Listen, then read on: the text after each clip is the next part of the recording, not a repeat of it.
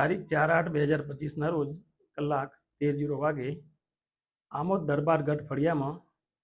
મકાનની ગલીમાં એક નવજાત તાજી જન્મેલી બાળકી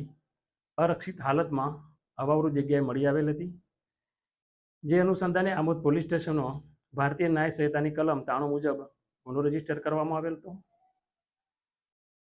આ ગુનાની તપાસ દરમિયાન આ બાળકીની માતાની ઓળખ થયેલ હતી, જેની ઓળખ થતાં તપાસ કરતા તે સગીરા હોવાનું માલુમ પડેલ હતું અને એ બાબતે તપાસ કરતા આ જે સગીરા છે એના જ ઘરમાં એના બનેવીએ તેની સાથે અવારનવાર દુષ્કર્મ કરતા તે સગર્ભા થયેલી હતી